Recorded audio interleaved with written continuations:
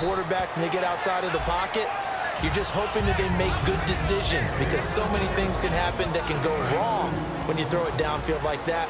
He got away with it there and in a big way. And how about this wide receiving core, Charles? Well, I was at the hotel watching a little film, and you popped your head in and said, these receivers are pretty good from what I can tell.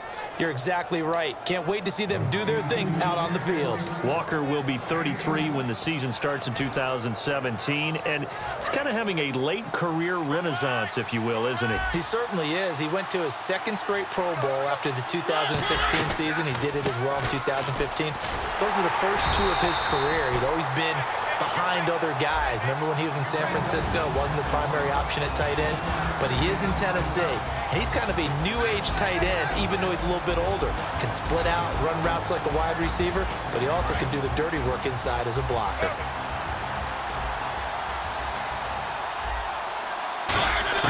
Now a second down throw for Mariota. Flush to his right. And he'll just chuck this one up into row G. It's incomplete. It's a tried and true formula, and I don't think it'll change for as long as we play football. If someone's trying to throw the ball and you can put pressure on them and make it tough, that's only going to help your defense. Yeah, he sensed being hurried. He got rid of it before taking the hit, but incomplete. So 3rd and goal. The defense in the dime. Can still bring pressure. It may sound trite to a lot of people, but when you have a team that actually does believe in you, it really helps your overall play. DeMarco Murray found exactly that in Tennessee with the Titans. Because he didn't really have, you're alluding to him not having that in Philadelphia? Yeah, without a doubt. I mean, look, he started as the guy there. By the end of the season, he was no longer that guy. The offense didn't seem to fit for him, but it fit perfectly in Tennessee as he led a big-time attack, 3rd in the league in rushing. Yeah, finishing just shy of 1,300 yards, 12 total touchdowns as well.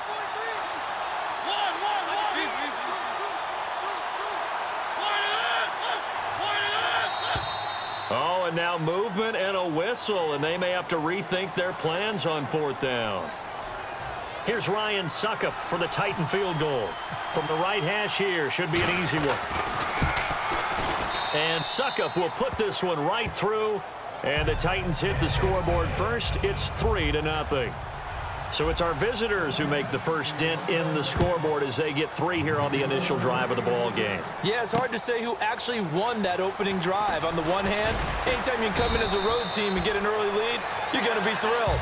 But at the same time, to have the ball as deep in enemy territory as they did and come away with only 3, that's got to be a little bit of a disappointment.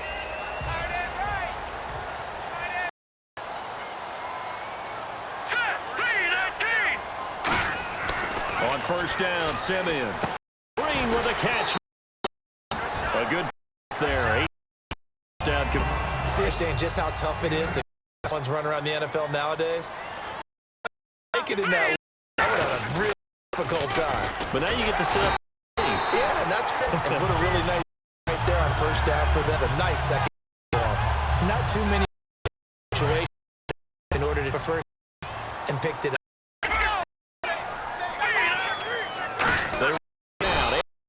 And he'll get this. And that's a way that'll fire offense. Hold them to 1 yard on a 1st down run. It'll be interesting if the offense decides to press the ball or if they'll abandon it. Only one on that. On 2nd down, here's. Looking for Demaryius Thomas. He was over 1,000. That, but yards on a little bit. Any of that due to the change at quarterback? Think about it. For him now, in the last 2 seasons, he's had to get used to 4 different quarterbacks throwing him the football. I think that yards per catch will go back up when he gets some consistency. And coaches always harp on the quarterback reading the defense and getting it to the open man. That's good recognition there. And how about what he did after the catch? Yeah, hit your tight end, let him get some rack. Yeah, when he gets moving, not many guys want to come over and put a hit on him, do they? The play clock's running down. Back to the ground, Anderson. And he'll be taken down at the 34. 2 yards on the carry there. It'll be 2nd down. Back alongside Charles Davis, I'm Brandon Gaudin. It's Bronco football to begin quarter number 2. They've got a 2nd down and 8 to start things out.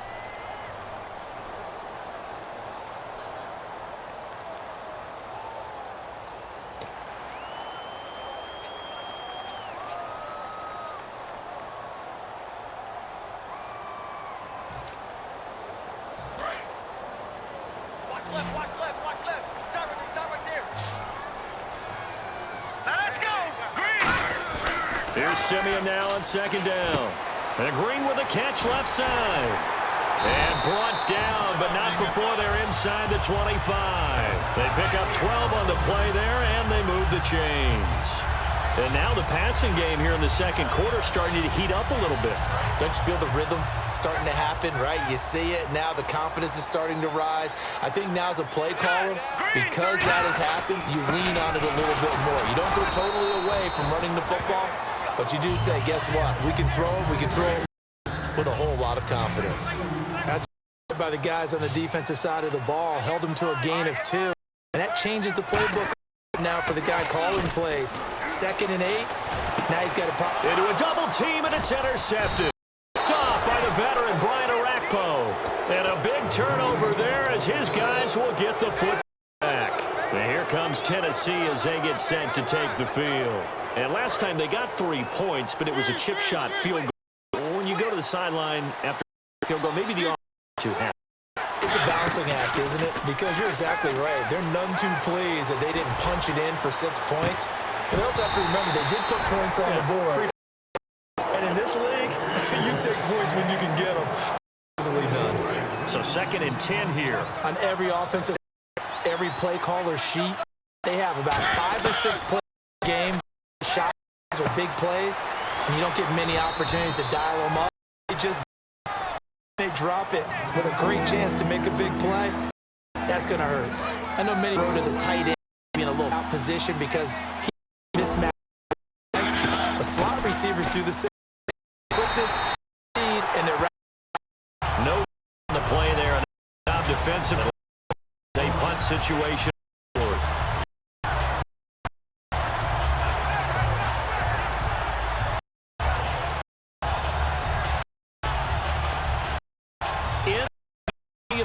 Go for this thing on 4th.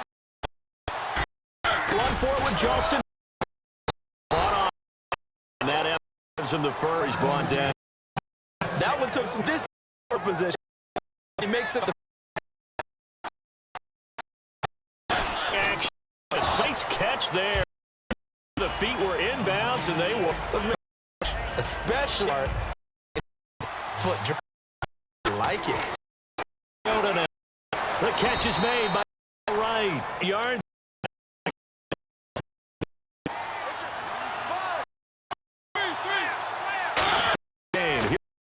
Losing yardage midfield at the 49. It's a loss of bringing out. And the wrong direction now as they face a 2nd and 12. Fake to Murray.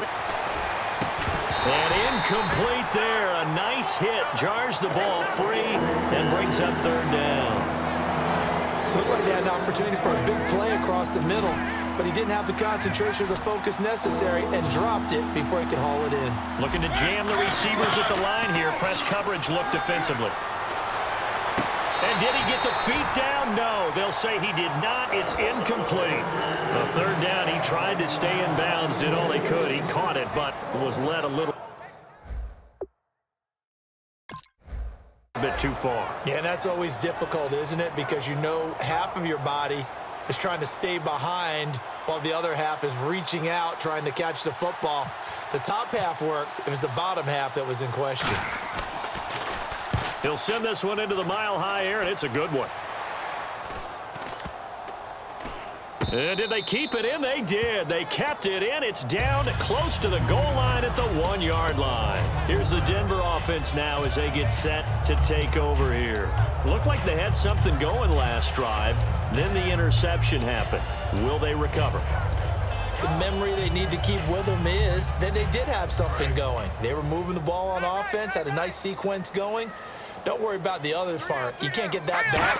Let's go back to what you were doing well before. I thought you were going to say they need to have no memory, but remember the good part, forget the bad. I like that even better. It'll be a pickup of 10 yards, and it'll be 2nd and very short.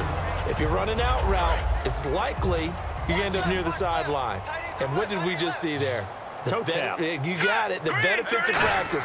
Toe tapping, foot dragging, picking it up and making sure it was a catch. And the catch made. This is Emmanuel Sanders.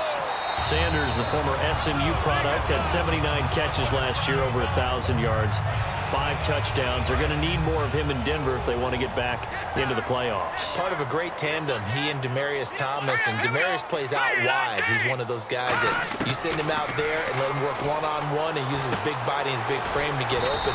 Emmanuel Sanders, he has the ability to work inside as well. And he's not just quick, he's also fast, and he's dependable for a quarterback because a lot of the routes he runs are right in the sight line. Easy throws for a QB.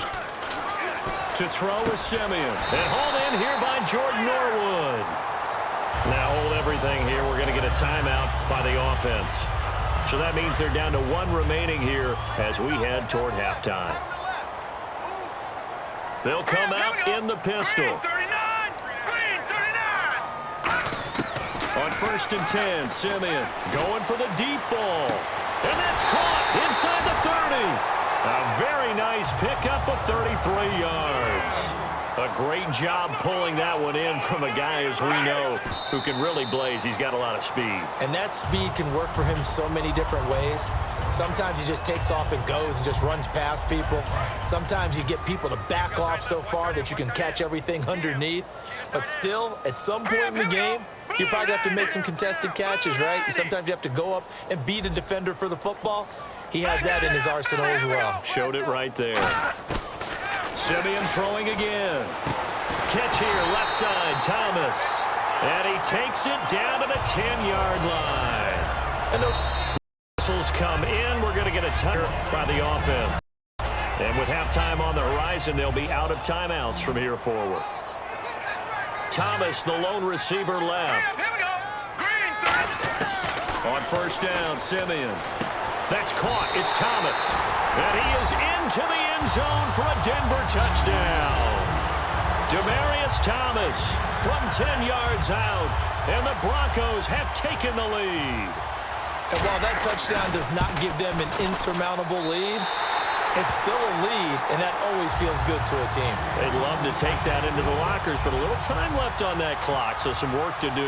I like that. I like how you're guarding against a letdown there. Already looking forward. Coaching them up from right up here in the booth. This is fielded a couple yards deep. And last year, that would have been a net gain of 5 on the return. This year, he stopped where he would have been if he had taken a knee, and that's at the 25. The Titan offense now working their way back onto the field. And what do you think goes in this situation? If you're trailing, you're back in your own just a little time, do you try something? You're thinking about jump-starting your team, right? You just mentioned it. They're trying to get back into, but you got to you may have put yourself in a spot. Here we're going to get a timeout by the offense. It's just their first 2 to get to time.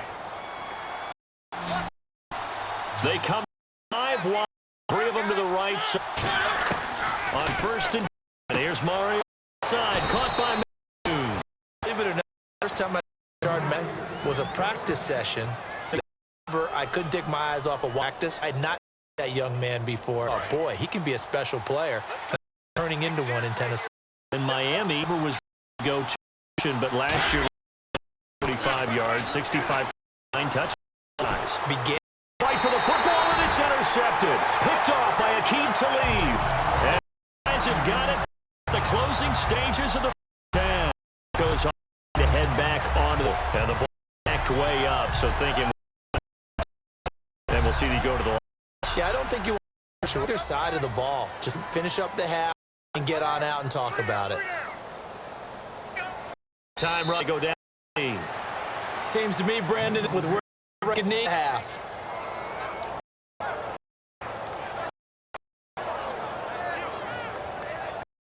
So 2 quarters down. I return the break. Welcome back. And I settled into the booth, ready for quarter.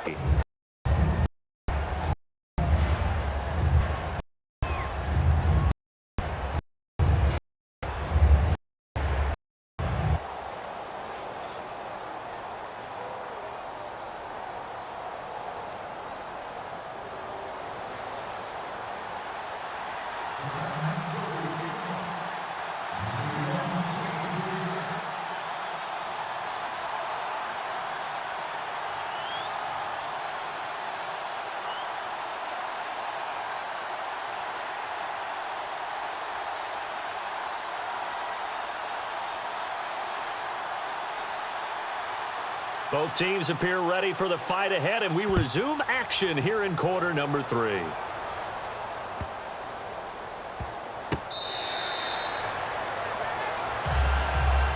Here comes the Broncos offensive unit here as they'll have it first to begin this third quarter. They have the lead. Now they'll be looking to extend that lead. And this is where I enjoy talking about one of my favorite subjects, tendency breakers, or counters as I also like to call them. You've done things in a certain way in the first half, and they've had the ability to see what you've done. They're going to make their adjustments. So guess what? You adjust yourself and try and stay ahead of the pace because you are looking for some separation in this ball game. The adjustment to the adjustment. Without a doubt. Show them one thing, hit them with something else.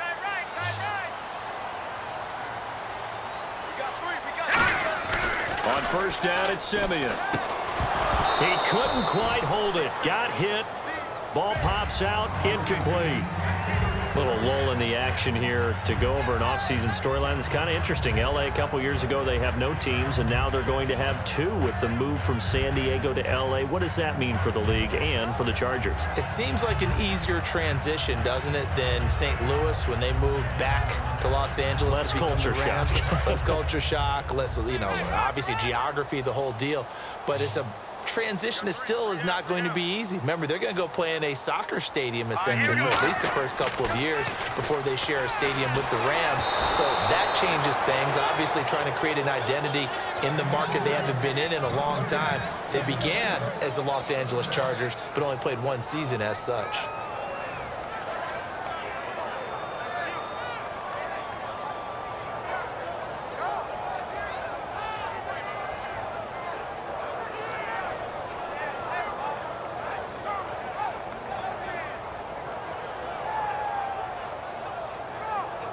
So a second down incompletion now brings up third down. Now let's go. 3-19. 3-19. Watch the pass. All right, now, lucky 56. Lucky 56. Kill, turn up. Throwing on third down, Simeon. And this time he's got the hook up. It's complete. Now the offense is not leaving the field. They're going to stay out and go for it on 4th and 3. One hallmark of good defenses is understanding the game, understanding positioning, and tackling immediately in the secondary after catches. I think we just saw that on display right there. Got to him before he ever had a chance to think about turning it upfield. I don't know if I agree with that. I guess they don't care if I agree with that. But, boy, you have to be surprised by that, right? I definitely was surprised that they decided to go for it in this situation. But they must have either felt like they either had a great play call on or they're trying to show extreme confidence.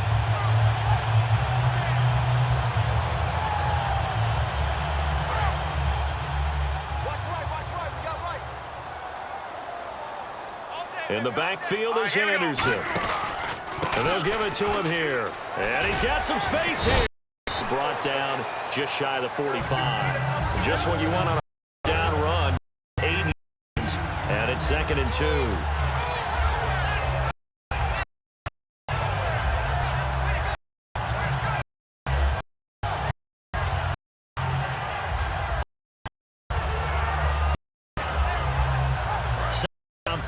Run. Again. 47. This only on the pitch, but that's enough to change. But we always talk good down and distance, allowing playbook. 2nd and 2.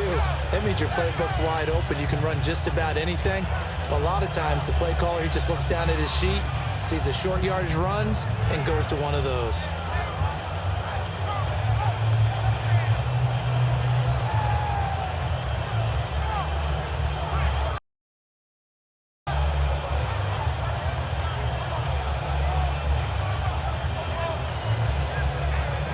And here comes play number 6 on this drive. Again, we'll see the pistol here. Simeon on first down. On the right side, caught by Green.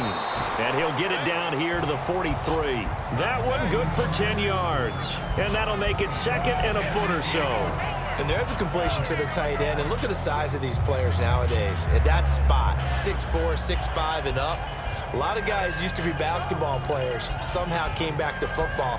That's really good for the game of football. You're getting better athleticism, great hand-eye coordination, guys who know how to control their bodies when they run their routes. Completed pass play. Now let's see if they go back to the air or to the ground.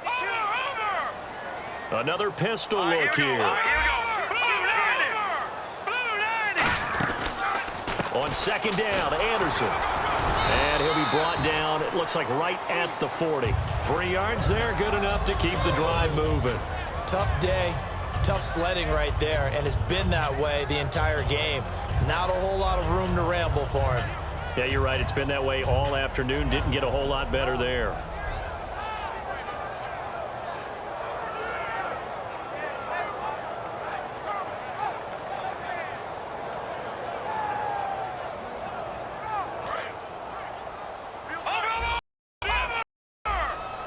Thomas, the lone receiver left.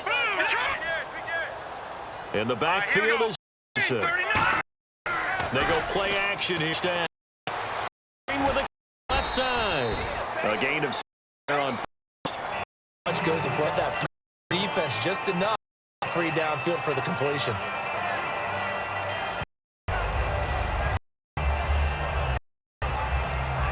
second down. Now on second, Thomas. He takes it all the way to the 2. Well, we know he's got needed the speed and a great catch. That's respected as a so you play off. Make sure you're plowing to them, expanded and big time. Right. Not seem to catch it. They come up in an offside.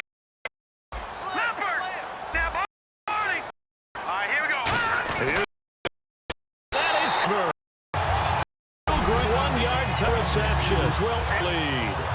And he able to target out there for the score. Remember, he's in certain positions, boxes, he comes over.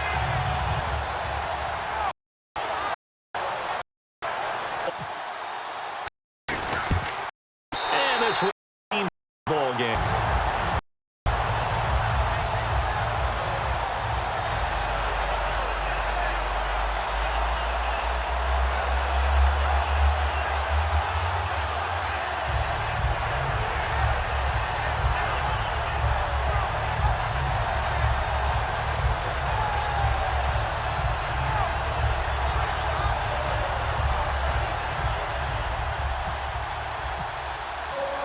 After the touchdown, here's McManus now to kick it away. To return, this is Mark Mariani. And a nice return sets him up pretty good here at the 30-yard line. Now we take a glance at the offense as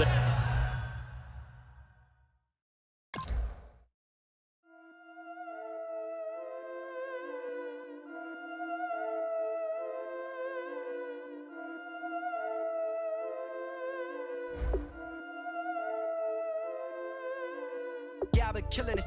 Yeah, I've been hard in the